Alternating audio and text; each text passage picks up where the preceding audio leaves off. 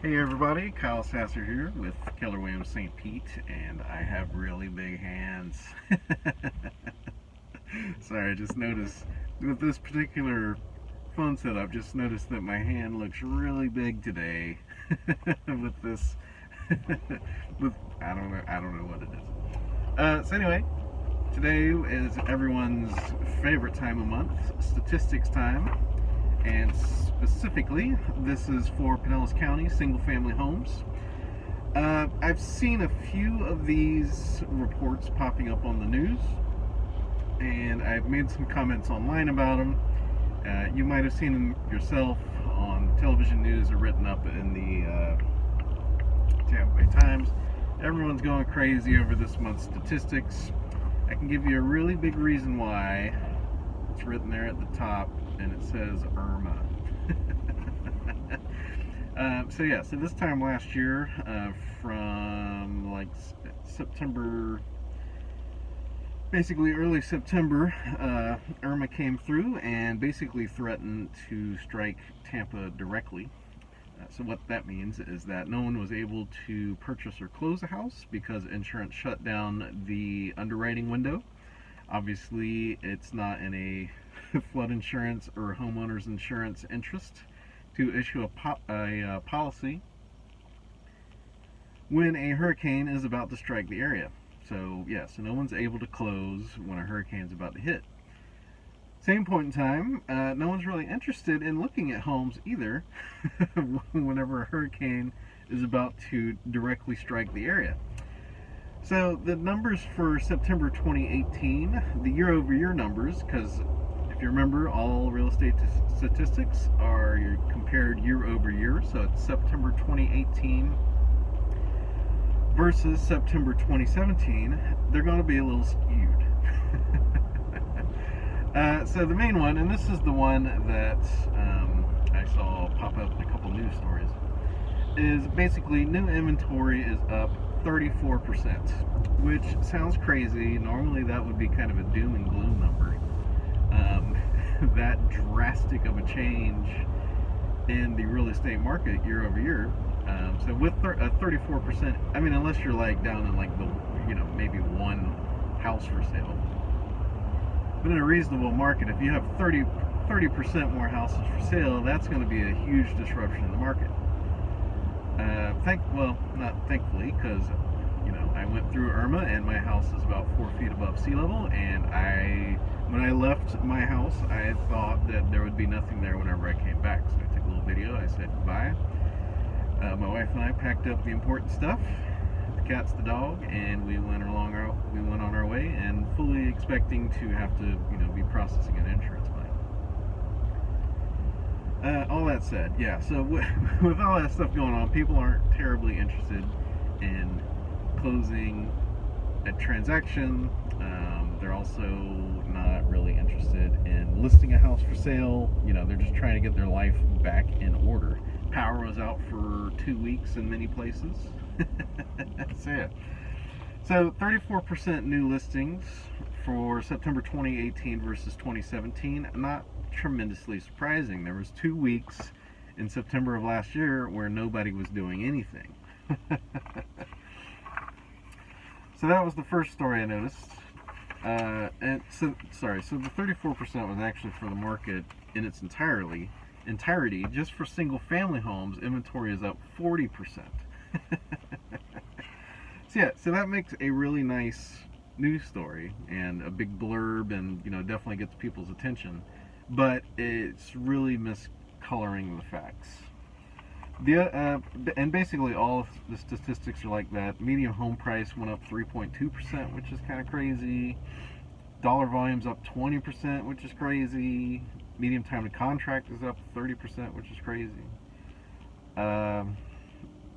So month supply of inventory is up 7.7%.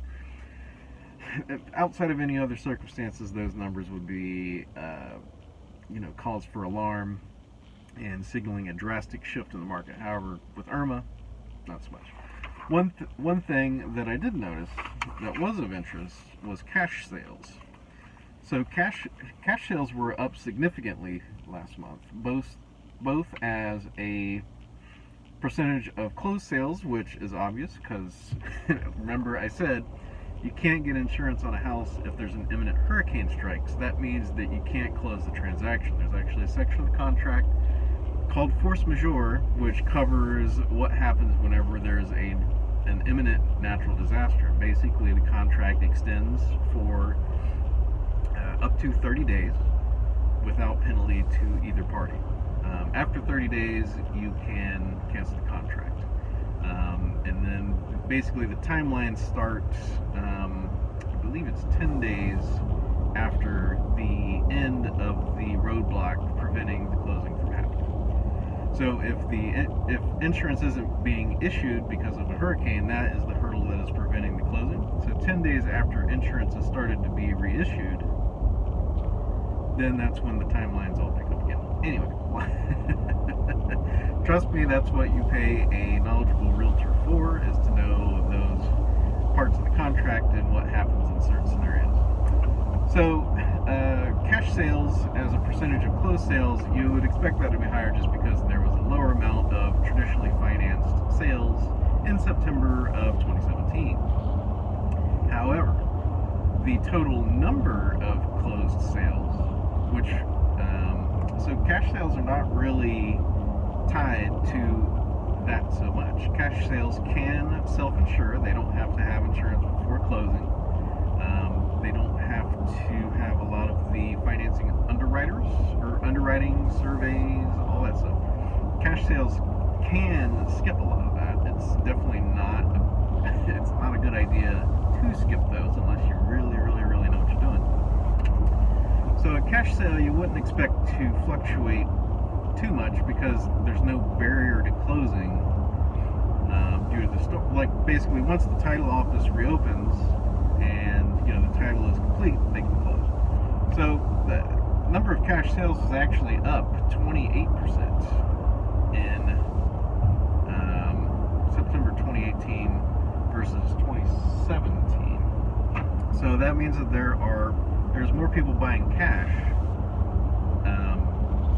in September 2018 than there were in 2017, which depends on the price point and what that means. Honestly, that September 2017 was so weird, and honestly, I think it's probably continues into October. Like October was kind of the Irma hangover as well.